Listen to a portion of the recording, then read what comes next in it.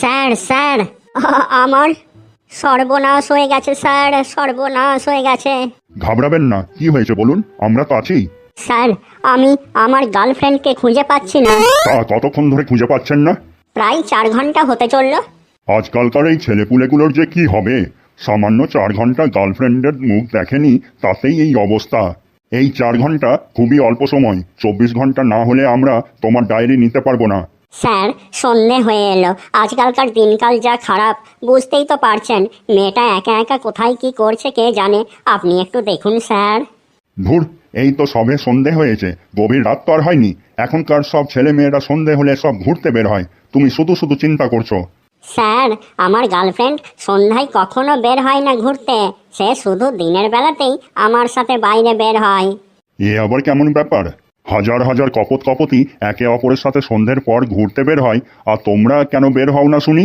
কারণ স্যার আমার গার্লফ্রেন্ডের বাবা একটা আস্ত বদমাইশ লোক। রাতে বাড়িতে ফিরে সে যদি তার মেয়েকে ঘরে না দেখতে পায় না, বা যদি শোনে সন্ধ্যের পর কোথাও বের হয়েছিল, তাও আবার কোনো ছেলের সাথে, তাহলে আমার গার্লফ্রেন্ডের বাড়িতে অ্যাটম বোম পড়বে। কি আর বলবো স্যার, এই জন্যেই আমি আমার গার্লফ্রেন্ডকে নিয়ে সবসময় দিনের বেলায় ঘুরতে বের হয়। এতে আমার গার্লফ্রেন্ডের সাথে ঘোরাও হয়, আর তার বাবার হাত থেকে নিস্তারও পাই। ও আচ্ছা আচ্ছা, তাহলে এই ব্যাপার। তোমার তো খুব বুদ্ধি দেখছি। আমার গার্লফ্রেন্ডও মাঝে মাঝে এই কথাই বলে।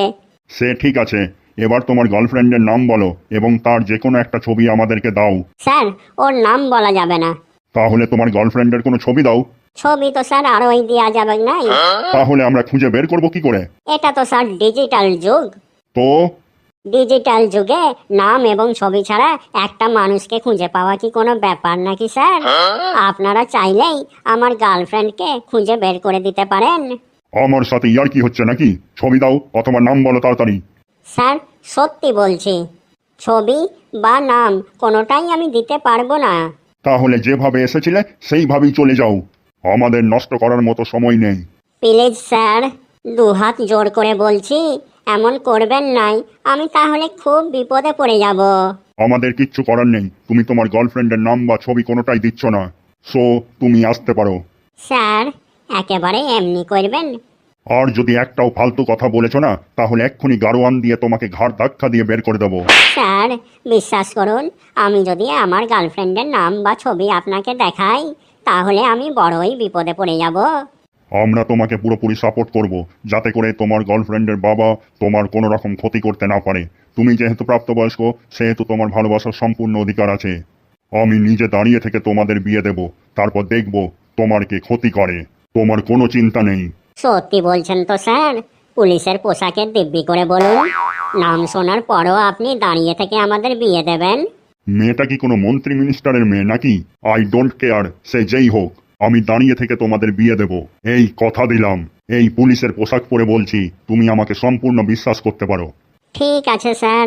স্যার আমার গার্লফ্রেন্ডের নাম হচ্ছে চাঁপা, এই দেখুন তার ছবি।